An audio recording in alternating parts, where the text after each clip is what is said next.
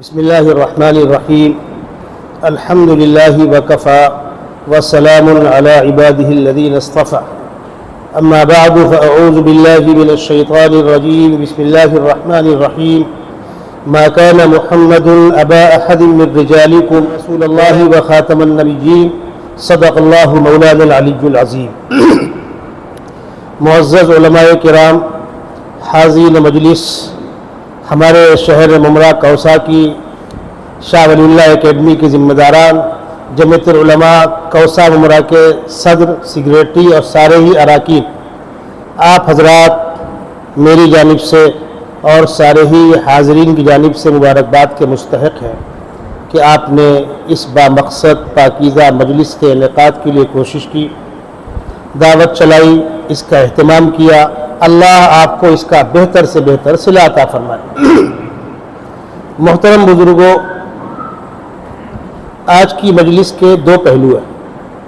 پہلا حصہ ہے تحفظ ختم نبوت، جس موضوع پر مجھے آپ سے گفتگو کرنی ہے۔ دوسرا حصہ ہے اصلاح معاشرہ، یعنی ہم مسلمانوں کے سماج میں دینی بنیادیں کمزور ہو رہی ہیں اور بہت سی غیر ضروری باتیں آہستہ آہستہ ہمارے سماج کے اندر گھر کرتی جا رہی ہیں، جس سے ہمارا دین و ایمان بھی کمزور ہو رہا ہے، ہماری مسلم شبیہ اور پہچان بھی خراب ہو رہی ہے۔ اس موضوع پر انشاءاللہ دارالعلوم دیوبند کے مبلغ حضرت مولانا عرفان احمد صاحب، محمد عرفان صاحب قاسمی مدظ اللہ العالی تفصیلی خطاب فرمائیں گے۔ پہلا حصہ یعنی تحفظ ختم نبوت۔ اس سلسلے میں بنیادی بات آپ یہ ذہن میں رکھیں، قرآن مقدس نے سیدنا محمد رسول اللہ صلی اللہ علیہ وسلم کا تعارف کرایا ہے کہ آپ مسلمانوں کے لیے آئیڈیل ہیں، نمونہ ہیں، اسوہ ہے۔ لَقَدْ كَانَ لَكُمْ فِي رَسُولِ اللَّهِ أُسْوَةٌ حَسَنَةٌ۔ ایک تو حیثیت پیغمبر اسلام کی ہے۔ دوسرے موقع پر قرآن نے تعارف کرایا، انزلنا الیک ذکر لتبین للناس، اے ہمارے محبوب، ہم نے آپ کے اوپر قرآن اتارا ہے تاکہ آپ اس کی تشریح اور بیان کریں انسانوں کے سامنے۔ قرآن عربی زبان میں ہے، جس قوم پر اترا وہ قوم بھی عربی زبان سے واقف تھی۔ صرف زبان اگر کافی ہوتی تو پیغمبر کی ضرورت نہیں تھی۔ قرآن عربی زبان میں ہے، کس پر اترا؟ اہل عرب پر۔ سیدنا محمد رسول اللہ صلی اللہ علیہ وسلم خود عرب ہے۔ آپ نے فرمایا میں عرب کا فصیح ترین ایک فرد ہوں، یعنی آپ بہترین عربی زبان بولتے تھے۔ آپ کا خاندان قبیلہ قریش عرب کا معزز ترین خاندان تھا، جس کی زبان معیاری ترین زبان تھی، اور یہی وجہ ہے کہ قرآن بھی قریش کی لغت پہ ہی اترا ہے۔ اہل عرب کی مختلف زبانیں تھیں، مختلف لب و لہجے تھے، لیکن قرآن جس زبان میں نازل ہوا ہے وہ قریش کی زبان۔ جس شخصیت پہ اتر رہا ہے وہ بھی عربی داں ہے، جس قوم پہ اتر رہا ہے وہ بھی عربی داں ہے۔ اس کے باوجود قرآن کہہ رہا ہے انزلنا الیک ذکر لتبین للناس، آپ کو اس کی وضاحت کرنی ہے، بیان کرنا ہے۔ کیا مطلب؟ اس گتھی کو اگر سلجھا لیا جائے تو بہت سی غلط فہمیاں دور ہو جاتی ہیں۔ قرآن مقدس سیدنا محمد صلی اللہ علیہ وسلم پر کب اترا؟ 1443 سال ہو گئے، 44ویں ہجری چل رہی ہے ہجرت کی، اور اس سے ہجرت آپ نے فرمائی ہے 13 سال کے بعد، 13 سال پیچھے لوٹ جائیے، تب سے اترنا شروع ہوا۔ یعنی آپ کی نبوی زندگی میں 23 سال میں قرآن نازل ہوا۔ کب تک کے لیے ہے؟ قیامت تک کے لیے۔ قرآن کا ایک بڑا حصہ تو انسانیت پر، اخلاق پر، پیار و محبت پر مشتمل ہے۔ قرآن کا ایک بڑا حصہ پچھلی قوموں کے حالات پر مشتمل ہے، انبیاء کرام کے قصوں پر مشتمل ہے۔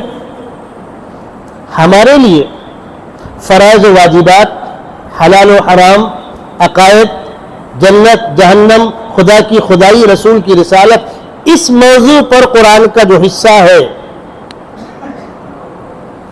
وہ مختصر ہے، شارٹ ہے. ایک مثال دوں آپ کو.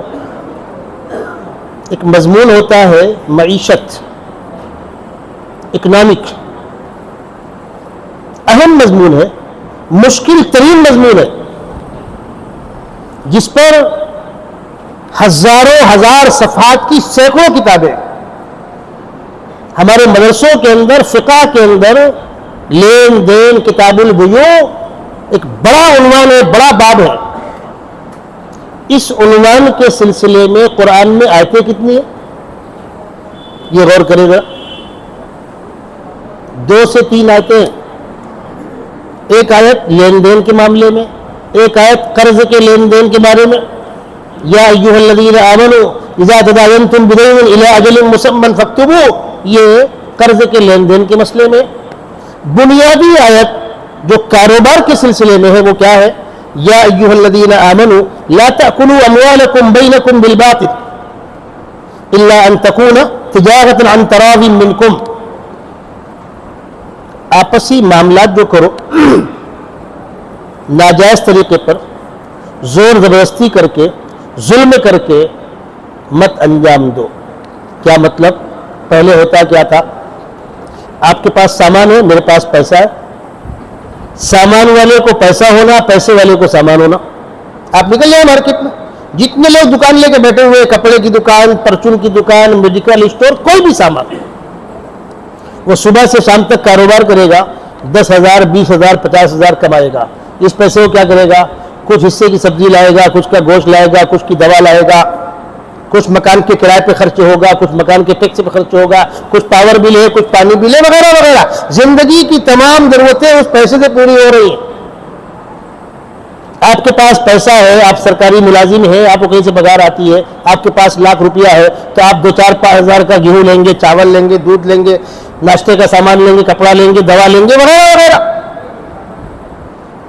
ہمیشہ سے یہ چیز چلتی تھی.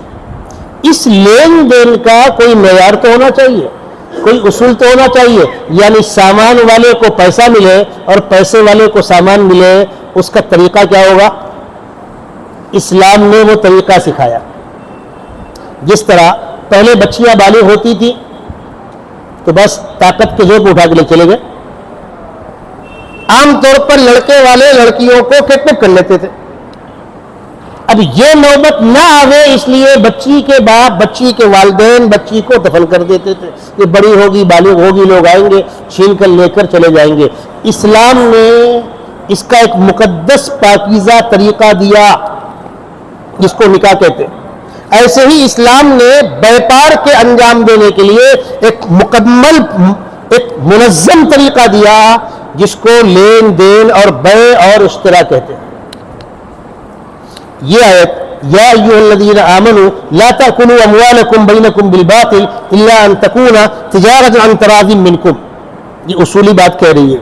اب اس آیت کے ضمن میں اللہ کے نبی صلی اللہ علیہ وسلم کی احادیث ہے، پھر احادیث کے ضمن میں خلفائے راشدین کے فیصلے، پھر ان تمام چیزوں کو سمیٹ کر علماء امت میں مجتہدین نے آسان کر کے ہم کو جو لقمہ دیا ہے کہ لو چبا لو، بس روٹی ایک دم گرم گرم نرم روٹی ہے، کھا لو، تم سے ہڈے توڑے نہیں جائیں گے، تمہارے بس کا سودا نہیں ہے، اجتہاد تم نہیں کر سکتے ہو. یہ جو مسائل نکال کر دیے گئے اس کا نام فقہ ہے. قرآن پاک کے اندر عام طور پر کسی بھی بات کی اصولی گفتگو مختصر ہے. جو بات میں آپ کو سمجھانا چاہ رہا ہوں، اس مختصر گفتگو پر کمل کون کرے گا؟ پیغمبر کریں گے. یہ پاور، یہ مقام خداوند قدوس نے پیغمبر علیہ السلام کو دیا ہے. اس تفسیر کو، قرآن پاک کی اس تفسیر کو ہم پیغمبر سے صحابہ نے سنا، صحابہ سے تابعین نے، تبع تابعین نے، اور 1400 سال سے وہ سلسلہ چلا آ رہا ہے. اس تسلسل کے ساتھ جو بات اوپر تک آئے گی، اوپر سے نیچے آئے گی، وہ منشأ خدا کہلائے گی، منشأ رسول کہلائے گی، دین کی تشریح اور تعبیر کہلائے گی. اس اصول کو چھوڑ کر، اس پٹری سے ہٹ کر، آپ کتنے ہی بڑے علامت الدہر کیوں نہ ہو، آپ کی تفسیر آپ کے منہ پر مار دی جائے گی. یہ اسلامی اصول ہے. آپ، یہ تو ہوئی مثال کس کی؟ کاروبار کی. کسی بھی چیز کے اندر، مثلا پراپرٹی، ایک شخص کا انتقال ہوا، اس کے بچے، بیوی، بیوہ، بچے، بچیوں، پراپرٹی بٹے گی۔ قرآن نے ایک اصولی بات کہی، یوصیکم اللہ فی اولادکم للذکر مثل حظ الانثیین، اللہ تم کو وصیت کرتا ہے تمہاری اولاد کے بارے میں 2 بچیوں کے برابر ایک بچے کا حق۔ آپ تفسیر پڑھ لیں، یعنی مرنے والے کی ملکیت کے اتنے حصے ہوں گے، 12% بیوہ کو جائے گا، والدین زندہ ہو تو 1/6 والدین کو جائے گا، ماں بقیہ میں بچوں کو ڈبل، بچیوں کو سنگل گن لو، جتنی گنتی بنے اتنے سے بانٹ دو۔ مرنے والے کی بیوہ کا کیا، عورت مر گئی شوہر کا کیا، بتلا دیا۔ ان تمام گفتگو کے اندر کوئی پوچھے مولوی صاحب بٹی کا، کھیت کھلیان، دکان مکان، باغ باغیچہ، فیکٹری، کیا بٹے گا؟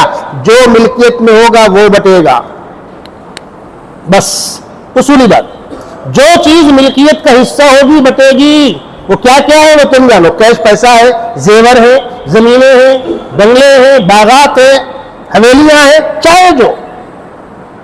میرے پاس کچھ لوگ آئے بٹوارے کے لیے، دیندار تھے، میں نے ان کا بٹوارہ کیا۔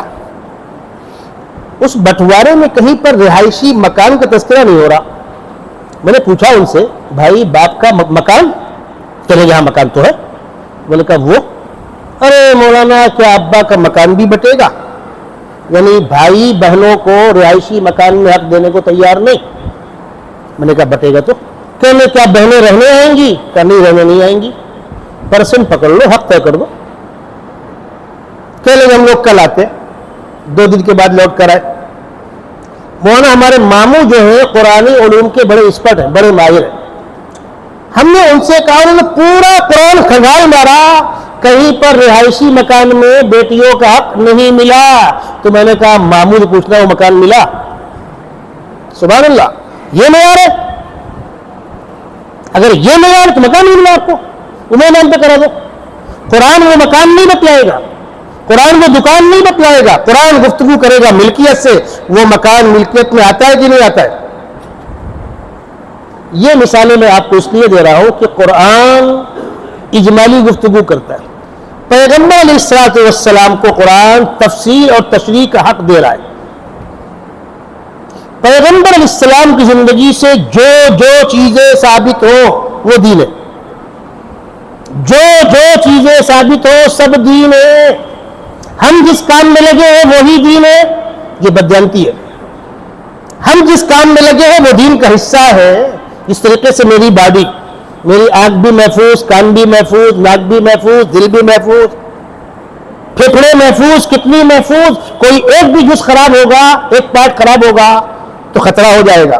اب ایک ڈاکٹر جو کتنی کا ڈاکٹر ہے وہ کہے بس میں ڈاکٹر، باقی صاحب حجام نہیں۔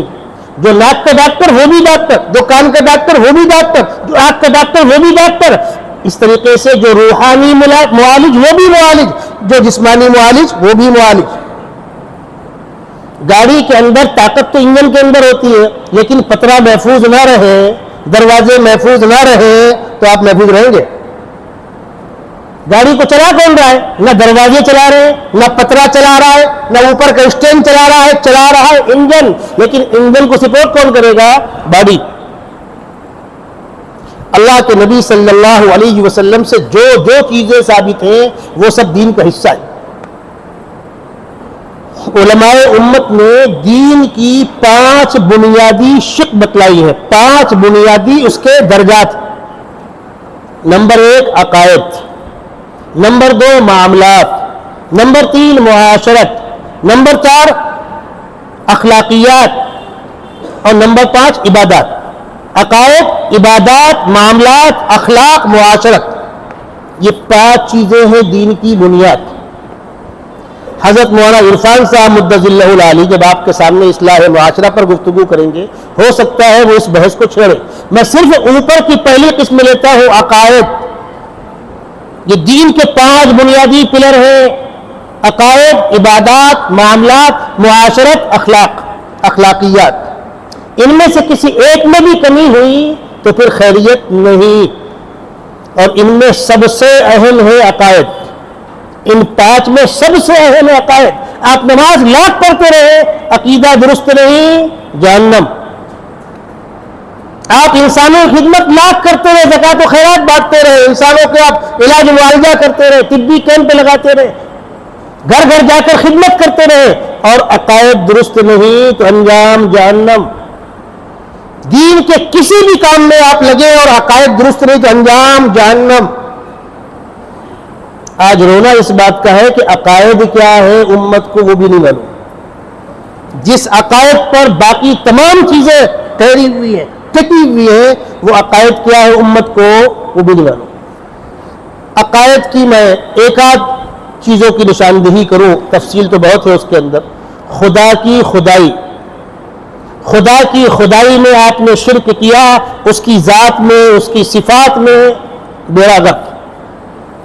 رسول کی رسالت، اور صرف سیدنا محمد رسول اللہ صلی اللہ علیہ وسلم کی رسالت نہیں، سارے رسولوں کی رسالت، سارے نبیوں کی نبوت، سارے کتابوں، آسمانی کتابوں کی عظمت۔ ہم بچپن میں بچوں کو مکتب میں پڑھاتے ہیں آمنت باللہ وملائکتہ وکتبہ ورسلہ والیوم الآخر والقدر خیرہ وشرہ من اللہ تعالی والبعث بعد الموت۔ یہ ایمان کی بنیادیں پڑھائی جا رہی ہیں، خدا کی خدائی، رسول کی رسالت، مرنے کے بعد اپنے اعمال کا حساب، اور اچھے برے اعمال کی بنیاد پر اچھا برا انجام۔ دنیا میں جو کچھ ہوتا ہے وہ خدا کے کرنے سے ہوتا ہے، خدا نہ چاہے کبھی نہیں ہوگا، اور خدا چاہے تو کوئی نہیں روک سکتا۔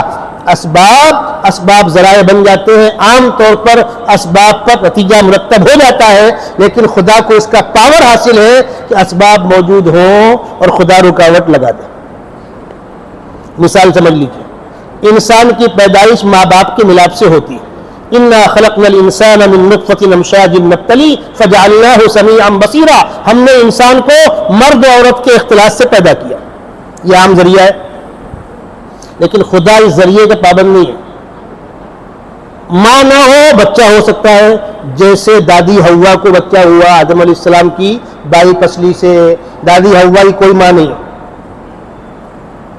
باپ نہ ہو اور بچہ پیدا ہو جائے، عیسیٰ علیہ السلام۔ ماں باپ دونوں نہ ہو، انسان وجود میں آ جائے، آدم علیہ السلام۔ اور دونوں کے ملاپ سے پیدائش ہو، ہم اور آپ، چار ذرائع ہو گئے، ماں باپ دونوں ہو، ہم اور آپ۔ ماں نہ ہو دادی حوا، باپ نہ ہو عیسیٰ علیہ السلام، ماں باپ دونوں نہ ہو آدم علیہ السلام۔ اللہ کو قدرت ہے، شادی ہو گئی، دونوں صحت مند ہیں ماشاءاللہ، میڈیکل رپورٹ دونوں کی ایک دم پرفیکٹ ہے، نہ ادھر کمی نہ ادھر کمی، اور بچہ ہوگا پتہ نہیں۔ قرآن کہتا ہے للہ ملک السماوات والارض یخلق ما یشاء، زمین و آسمان کی بادشاہت اللہ کے اختیار میں، جو چاہتا ہے پیدا کرتا ہے۔ یہب لمن یشاء اناثا ویہب لمن یشاء الذکور، جس کو چاہتا ہے بچیاں دیتا ہے، جس کو چاہتا ہے بچے دیتا ہے۔ او یزوجہم ذکرانا واناثا، جس کو چاہتا ہے دونوں دیتا ہے۔ ویجعل من یشاء عقیما، اور جس کو چاہتا ہے کچھ نہیں دیتا، اختیار اس کا۔ لیکن عام دستور کیا ہے؟ عام دستور ہے شوہر بیوی کی ملاقات ہوگی، بچہ حمل ٹھہرے گا، پیدائش ہوگی۔ ایک ہے اللہ کا عام نظام اور ایک ہے اللہ کی قدرت، یعنی اللہ کا پاور اور عام سسٹم۔ عام سسٹم یہ ہے کھیت میں دانا بوگے دانا اگے گا، عام سسٹم یہ ہے ٹرانسفارمر سے کنیکشن ہوگا تو پاور چلے گی، پاور گیا تو اندھیرا ہو جائے گا، پنکھے بند ہو جائیں گے۔ پاور والے میٹر اٹھا لے کے چلے گئے، ڈسکنیکٹ کر دیا، آپ کا اندھیرا ہو جائے گا۔ گاڑی پیٹرول نہیں ہے، گاڑی کھڑی ہو جائے گی، بھوک لگے گی تو آپ کمزور ہو جائیں گے، آپ کو کوئی مارے گا تکلیف ہوگی، پھوٹ جائے گا خون بہے گا کمزوری ہوگی۔ یہ عام دستور ہے، اور اس عام دستور میں سب شامل ہے۔ اللہ کے نبی صلی اللہ علیہ وسلم جنگ میں کھڑے ہوتے تھے، زرہ پہنتے تھے، تلوار ہاتھ میں لیتے تھے۔ آپ کو زخم آیا، چوٹ لگی، خون بہا، کمزوری ہوئی، دشمنوں نے پتھر پھینک کے مارا، آپ کے ہونٹ پہ لگا، ہونٹ پھٹا، دانت ٹوٹا، خون بہا۔ آپ تشریف لے گئے طائف میں، لوگوں نے آپ کے ساتھ بدتمیزی کا سلوک کیا، آپ کو دکھ ہوا، اور اس دکھ کی حالت میں آپ نے ہاتھ اٹھا کر دعا کی، اللہم اشکو الیک ضعف قوتی وقلت حیلتی وہوانی علی الناس۔ اللہ بے وزن ہو گیا ہو، تنہا ہو گیا ہو، آپ نے کس کے حوالے مجھے کر دیا؟ فرشتے آ کر کھڑے ہو گئے، اے اللہ کے محبوب، آسمانوں میں کوہرام مچ گیا، عرش کھمبے ہلنے لگے آپ کی اس دعا کی بنیاد پر. کیوں؟ یہ الفاظ پیغمبر اسلام کی زبان سے اور موقع پر نہیں سنے جا رہے. اللہ کی کائنات میں اللہ کے بعد سب سے محترم شخصیت کے ساتھ یہ سلوک، اور وہ کہہ رہے ہیں میں خدا تو نے مجھے کس کے حوالے کر دیا جو پہچاننے کو تیار نہیں، انسانیت کا سلوک کرنے کو تیار نہیں. بھائی نہیں سنتے مت سنو، کم سے کم جانے دو عزت کے ساتھ. کیا ہے یہ عام اسباب ہے. اور اللہ کا پاور اتنا ہے کہ بستر کی گرمی نہیں ختم ہوئی، محبوب خدا گئے اور عرش اعظم تک جا کر لوٹ آئے. دروازے کی کنڈی ہلتی رہی، آپ لوٹ کر آ گئے. دنیا حیران ہے کیسے گئے، اونٹ سے گئے، گھوڑے سے گئے، پیدل گئے. لوگوں نے سوالات شروع کیے، آپ فلسطین گئے تھے، مسجد اقصیٰ گئے تھے، جبکہ آپ کا معراج سے پہلے کوئی سفر وہاں کا ہے نہیں.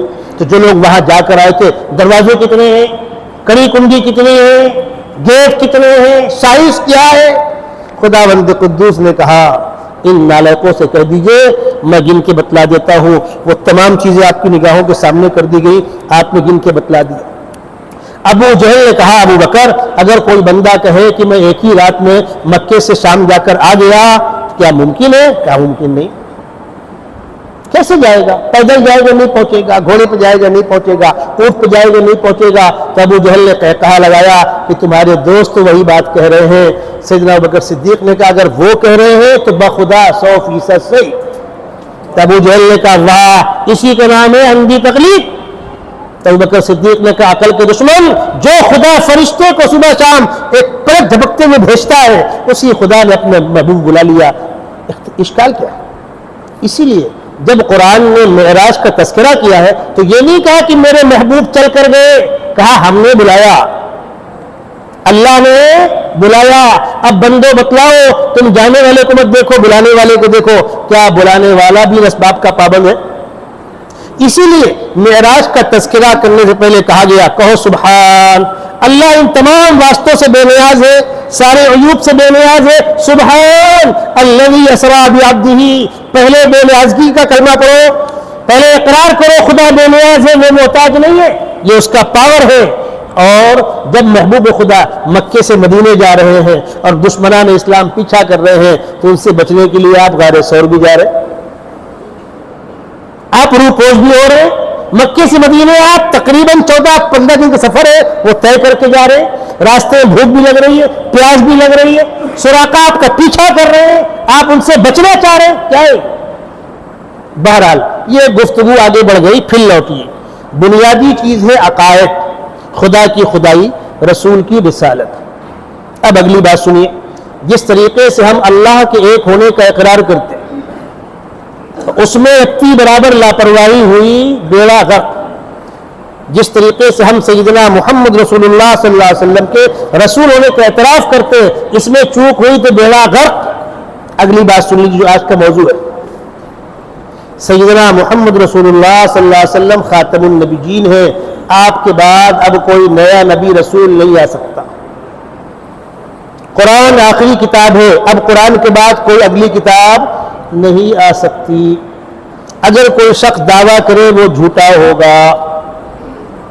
اور اسلامی حکومت میں دعویٰ نبوت کرنے والا اگر توبہ نہیں کرتا تو واجب القتل ہے. اللہ کے نبی صلی اللہ علیہ وسلم کی زندگی کے اندر بھی اور آپ کے بعد دور صدیقی میں بھی دعویٰ نبوت کرنے والوں کا تعاقب کیا گیا. باقاعدہ مسلمہ کذاب کے خلاف جنگ ہوئی ہے، جنگ یمامہ، خطرناک جنگ ہوئی ہے، گھمسان کی جنگ ہوئی ہے. صحابہ نے شہادت قبول کی ہے اور جھوٹے مدعی نبوت کا کام تمام کیا. دنیا کے اندر لوگ دعویٰ نبوت کیوں کرتے تھے یا آج کرنے کی کوشش کرتے ہیں؟ کیوں؟ آقا صلی اللہ علیہ وسلم کے زمانے میں ایک شخص نے دعویٰ نبوت کیا. وہ غریب کیا سمجھا تھا؟ نبوت کا مطلب بادشاہت، رجوارہ، عیش، پراپرٹی، مزہ کریں گے جو عام طور پہ ہوتا ہے حکومتوں میں. جھگڑے کس بات کے ہوتے ہیں؟ سارا ہنگامہ کیوں ہوتا ہے؟ یہ سرکار گری، وہ بنی، وہ گری، وہ بنی، کیوں ایٹھیں گے؟ وہ سمجھے کہ نبوت کا مطلب بادشاہت اور بادشاہت کا مطلب عیش. اس نے آپ کو خط لکھا، آپ بھی دعویٰ نبوت کرتے میں بھی کرتا ہوں، آپس میں لڑنے سے کیا فائدہ؟ آدھی آدھی پراپرٹی بانٹ لیتے، دنیا آدھی آپ کی آدھی میری. آپ نے جواب دیا زمین اللہ کی نہ تیری نہ میری. اور بادشاہت کا مطلب رجواڑا نہیں، اللہ کا پیغام اللہ کے بندوں تک پہنچانا. اور سب جانتے ہیں کہ آقا صلی اللہ علیہ وسلم نے پوری زندگی 2 وقت پیٹ بھر کے جو کی روٹی بھی نہیں کھائی، پکا مکان نہیں بنایا، جو بچا غریبوں پر خیرات کر دیا، پراپرٹی نہیں چھوڑی، نہ اپنی بیٹیوں کو دیا نہ دامادوں کو دیا، نہ پراپرٹیاں بنائی نہ حویلیاں بنائی. کیسے غلط فہمی میں آپ پڑ گئے کہ نبوت کا مطلب؟ لیکن بہرحال وہ غلط فہمی لوگوں کو ہوئی. بعد میں جن لوگوں کو پیدا کیا گیا، عام طور پر باطل جب اسلام کے پھیلاؤ کو دیکھتا ہے، اسلام کی تبلیغ، اسلام کی اشاعت. یہاں پر رک کر ایک بات سمجھ لیجئے، مذہب اسلام کے علاوہ اب دنیا میں کوئی مذہب محفوظ نہیں ہے. کچھ مذاہب تو وہ ہیں جن کے ماننے والوں کا کہنا ہے کہ ہمارا رشتہ آسمانی تعلیم سے تو ہے، کس نبی کی امت ہو پتہ نہیں، کون سی کتاب ہے پتہ نہیں، کس زمانے میں تھے پتہ نہیں، لیکن ہے. اس ملک میں جو قوم اپنے آپ کو آسمانی تعلیمات سے جوڑتی ہے، کہیں نہ کہیں گھما پھرا کر مجھے کہتے ہیں کہ ہم بھی کسی نبی کی بھٹکی ہوئی امت ہے، کس کی پتہ نہیں. ہمارے پاس جو تعلیمات ہے وہ بھی آسمانی تعلیمات کا حصہ ہے، کس کتاب کا بھائی پتہ نہیں. ان کو آپ سائڈ کر دیں. جن کتابوں کا نام معلوم، جن نبیوں کا نام معلوم، جن کا زمانہ معلوم، وہ 3 ہیں.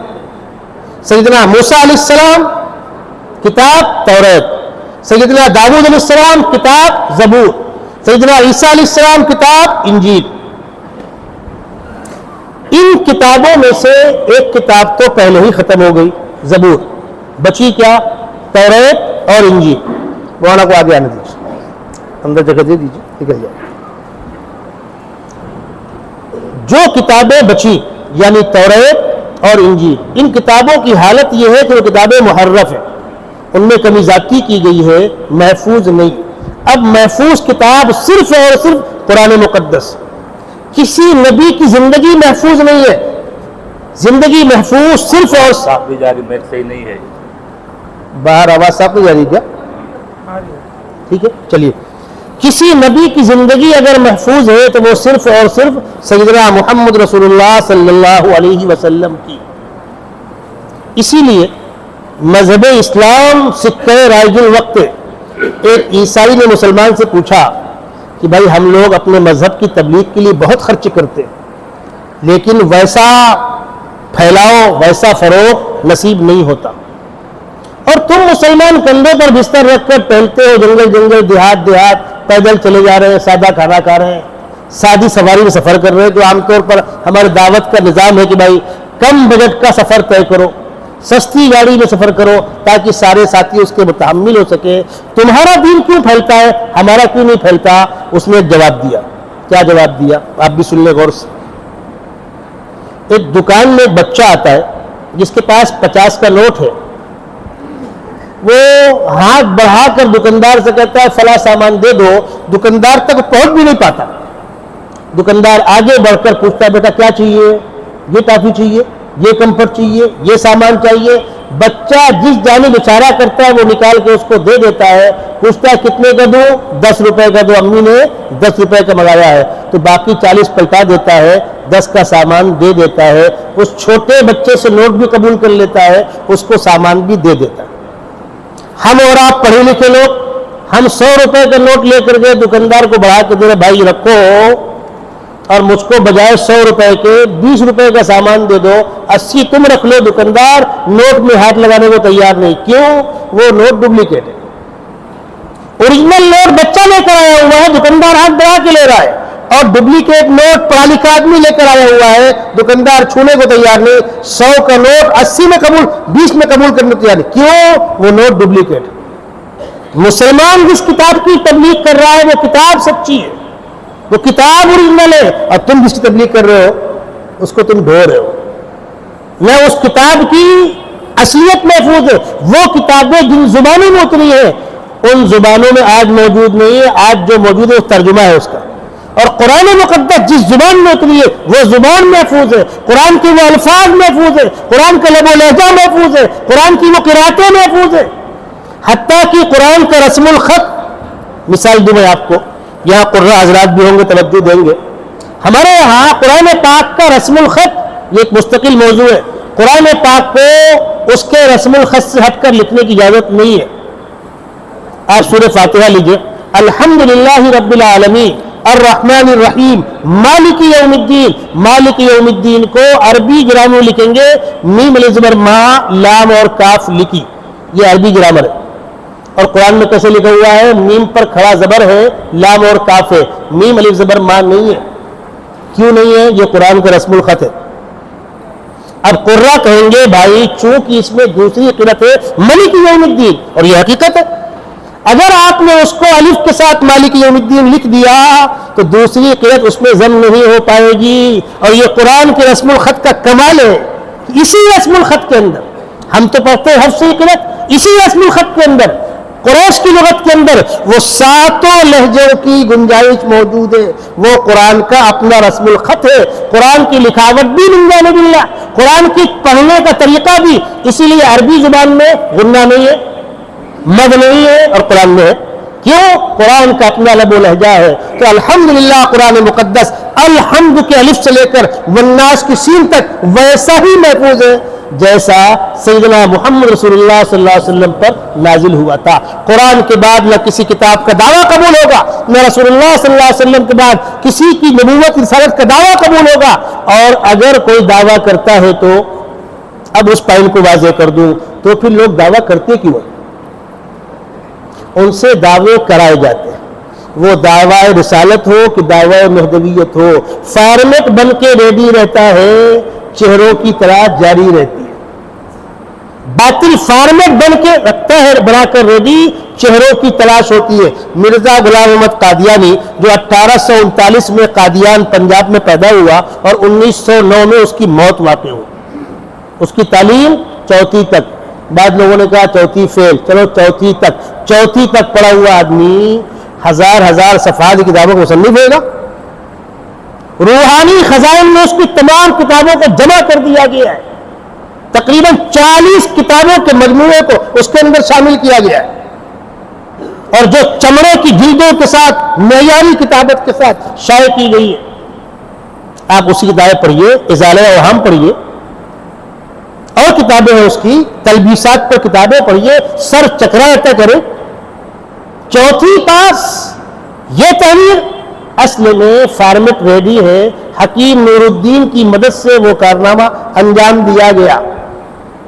میں ایک جگہ پڑھ رہا تھا، حضرت شیخ کی یاد بیتی میں ایک واقعہ لکھا ہوا ہے، حضرت رائے پور رحمۃ اللہ علیہ کی خدمت میں حکیم نور الدین پہنچا۔ ابھی مرزا غلام احمد قادیانی نے دعویٰ نبوت نہیں کیا تھا، اور یہ حکیم مشہور تھا، یہ کشمیر کے راجہ کا حکیم تھا۔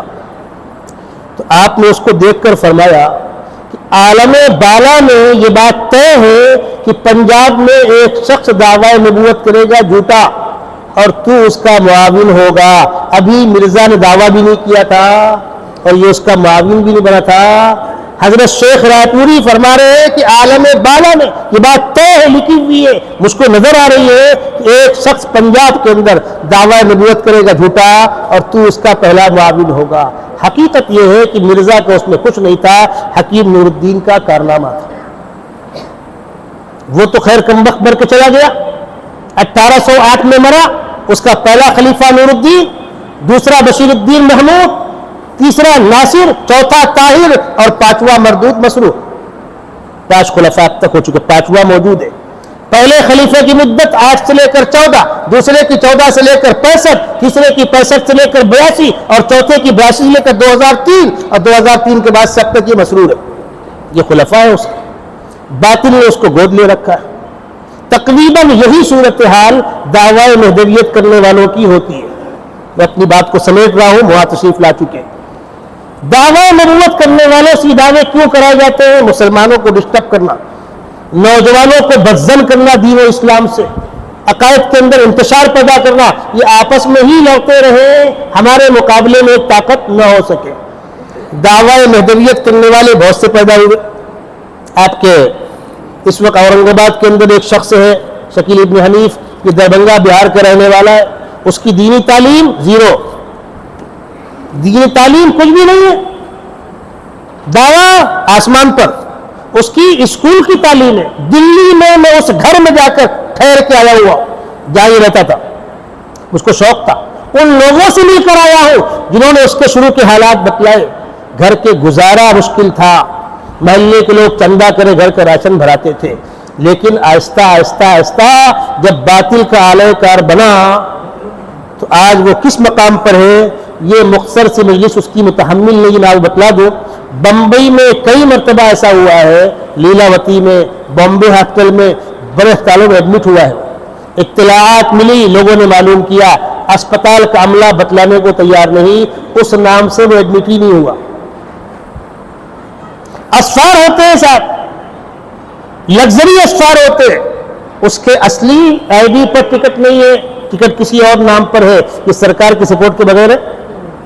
آپ اورنگ آباد میں پڑے گاؤں میں جائیے، میں خود جا کر آیا ہوں، آپ اس گلی کے اندر داخل نہیں ہو سکتے جہاں وہ اندر رہتا ہے، اس کے پہلے ہی لوگ ٹہل رہے، کیا بات ہے، کس سے ملنا ہے؟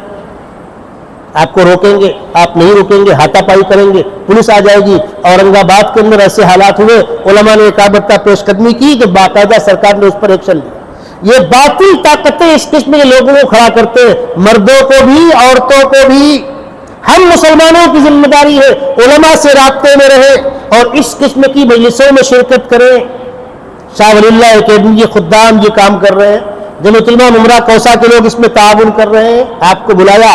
آج رونا اس بات کا ہے کہ ہم جب مساجد کے اندر اس قسم کا پروگرام کرنا چاہتے ہیں تو بیچارے مسجد کے ذمہ داران ٹرسٹیان کیا کہتے ہیں، بھائی ہم فالتو کام کا ٹائم نہیں دیں گے، ہم فالتو کام کے لیے مسجد نہیں دیں گے۔ تو ان بیچاروں نے دین کس کو سمجھا ہے اور فالتو کام کس کو سمجھا ہے؟ رسول اللہ صلی اللہ علیہ وسلم کی رسالت پر ڈاکہ پڑ رہا ہے، کتے بھوک رہے ہیں، اور اس حقیقت کو واضح کرنے کے لیے علماء کرام میدان میں آ رہے ہیں۔ یہ کام نہیں ہے۔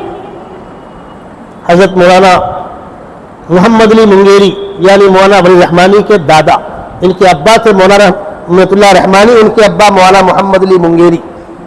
یہ خاندان مظفر نگر کا خاندان ہے، سادات کا خاندان ہے، کانپور میں رہتے تھے۔ ان کے پیر حضرت مولانا فضل الرحمان گنج معاذ آبادی نے کہا محمد علی تم بہار چلے جاؤ، کٹیہار، منگیر، اس علاقے میں قادیانیت بہت زوروں پر تھی۔ حضرت پورے خاندان کے ساتھ وہاں منتقل ہو گئے اور وہاں جانے کے بعد اپنے پیر کے نام پر جامعہ رحمانی قائم کیا مولانا فضل الرحمان کی یادگار میں۔ حضرت نے بڑا کارنامہ انجام دیا، ایک واقعہ سنا کے بات مکمل کر رہا ہوں۔ تہجد کا وقت تھا، 4 رکعت نفل پڑھ کے آپ بیٹھ کر لکھ رہے تھے، تو خادم نے پوچھا حضرت، چائے دیا، اس نے پانی دیا، حضرت کیا لکھ رہے ہیں؟ فرمایا میں تحفظ ختم نبوت پر لکھ رہا ہوں، رد قادیانیت پر لکھ رہا ہوں۔ تو بیچارے خادم کے ذہن میں تھا نفل نماز پڑھتے ثواب ملتا، یہ کیا مول صاحب لکھنے پڑھنے کے کام میں لگ گئے؟ تو خادم نے کہا حضرت 2-4 رکعت اور پڑھ لیجئے۔ تو ان کا جواب تھا کہ بیٹا میں نے 4 رکعت پڑھ لی، آقا صلی اللہ علیہ وسلم کی نبوت پر کتے پھوٹ رہے، روز قیامت کیا میں دکھاؤں گا ان کو کہ جوانی کس کام میں آئے گی، یہ قلم و کاغذ کس کام آئے گا؟ چلیے علماء نے قلم چلایا، علماء مجلس کا انعقاد کر رہے، بلا رہے، کم از کم آئیے، تو کم از کم مل کر یہ کہیے کہ ایک پروگرام ہمارے محلے میں بھی، ایک پروگرام ہماری مسجد میں بھی۔ میں آپ کو بتلا دوں وہ دن دور نہیں، بہت تلخ حقیقت ہے، سن لیجیے، وہ دن دور نہیں، تم مسجدوں کے ٹوسٹیوں کے بیٹے قادیانی ہوں گے، شکلی ہوں گے، مہدوی ہوں گے، دین و ایمان کا جنازہ نکلے گا، تمہاری بیٹیاں، تمہارے داماد مرتد ہوں گے، تمہاری بیٹیوں گھر جڑے گا، تمہارے بیٹے مرتد ہوں گے، تمہارا گھر جڑے گا، تب آپ کی آنکھ کھلے گی۔ یہ دین نہیں ہے، عقائد دین نہیں ہے، جس کے بغیر نہ نماز قبول ہے، نہ روزہ قبول ہے، نہ حج قبول ہے، نہ زکوٰۃ قبول ہے، نہ دین کی چھوٹی بڑی کوئی قربانی قبول ہے۔ بنیاد ہے عقائد کہ اللہ کے نبی صلی اللہ علیہ وسلم سے جو چیزیں ثابت ہیں ان تمام چیزوں کے مجموعے کا نام دین ہے، اور دین کے 5 بنیادی شعبے ہیں: عقائد، عبادات، معاملات، معاشرت، اخلاق۔ میں نے ایک پہلو پر گفتگو کی مجلس کے اندر، آدمی کتنا بولے گا؟ آخری درخواست، آخری پیغام، آپ حضرات میں سے جو مساجد کے ٹرسٹیان ہیں ابھی یا بعد میں، ڈاکٹر عزیر صاحب ہیں، شاہ ولی اللہ اکیڈمی کے ذمہ داران ہیں، ان سے مل کر جا کر بلا کر فون پہ بات کر کے کہ بھائی ہم بھی اپنے محلے میں اپنی مسجد میں ایک پروگرام کرنا چاہتے ہیں، مردوں کا بھی عورتوں کا بھی، اور انشاءاللہ ضرورت پڑے گی ناچیز رہا اس علاقے میں حاضر ہوں گا۔ علماء آتے رہتے ہیں، ان کا ہم ٹائم لیں گے۔ دارالعلوم دیوبند کے مبلغ مولانا عرفان صاحب تشریف لائے ہوئے تھے بمبئی کے اندر، ممرہ والوں کی ٹائم لیا گیا، آپ ان کو سنیں گے۔ اس قسم کی مجلسوں کے اندر بیٹھیے تاکہ ہمارا دین و ایمان بچے اور نئی نسل کا دین و ایمان بچے، ورنہ اگر کوتاہی ہوئی تو ان اللہ وہ جانے والا مجرم تو ہوگا، ہم گھر کے ذمہ داران بھی مجرموں کی فہرست میں شمار ہوں گے۔ آپ مجھے بتلائیں، پولیس کسی مجرم کو تلاش کر رہی ہے، کسی آروپی کو تلاش کر رہی ہے، جس گھر میں وہ رہتا ہے اور سوتا ہے اس گھر والے پکڑے جائیں گے۔ آپ لاکھ کے ہم سے مطلب نہیں، کھاتا آپ کے ساتھ، سوتا آپ کے ساتھ، تو مطلب کیسے نہیں؟ چلو جب اللہ کا باغی آپ کے ہاں پنپے گا تو اس باغی کے ساتھ ساتھ آپ کو بھی عند اللہ جواب دہ ہونا ہوگا۔ کوئی خدا کی خدائی پر حملہ آور کر رہا ہے، اس کا دفاع بھی کرنا ہماری ذمہ داری ہے۔ کوئی رسول کی رسالت پر حملہ کر رہا ہے، اس کا دفاع کرنا بھی ہماری ذمہ داری ہے۔ کوئی صحابہ کی شان میں تعین کر رہا ہے، اس کا دفاع کرنا ہماری ذمہ داری ہے۔ کوئی قرآن پاک کے مضامین کا غلط مطلب بتلا رہا ہے، غلط تشریح کر رہا ہے، شریعت کے امور کا مذاق اڑا رہا ہے، اس کی جواب داری بھی اس کو جواب دے کر مطمئن کرنا، اس باطل کو لگام دینا بھی ہماری ذمہ داری ہے۔ جو اہل علم ہے وہ اپنے علم سے، اور باقی لوگ ان علماء کا تعاون کر کے، ساتھ دے کر، مالی طور پر تعاون، شرکت کر کے، جگہ دے کر، اسکول والے اسکول کے حالوں میں، شادی حال والے شادی حال میں۔ بھائی ایسے ایام آتے ہیں شادیاں نہیں ہوتی ہیں، اسکول سنڈے کو بند رہتے، ہم پروگرام کرنا چاہیں تو کیا مشکل ہے؟ ایک اسکول والا اپنے اسکول میں مائک وہاں موجود ہے، کرسیاں وہاں موجود ہے، ہال وہاں موجود ہے، پاور وہاں موجود ہے، ساری سہولتیں موجود ہے۔ اگر کام کو کام سمجھے تو انشاءاللہ بڑا سے بڑا کام آسانی کے ساتھ انجام کو پہنچے گا۔ اللہ تبارک و تعالی ان دونوں بزرگوں کو، شاہ ولی اللہ اکیڈمی کے ذمہ داران کو اور جمعیت علماء ممرہ کوسہ کے ذمہ داران کو بہتر سے بہتر صلاح عطا فرمائے۔ وآخر دعوانا الحمد للہ رب العالمین۔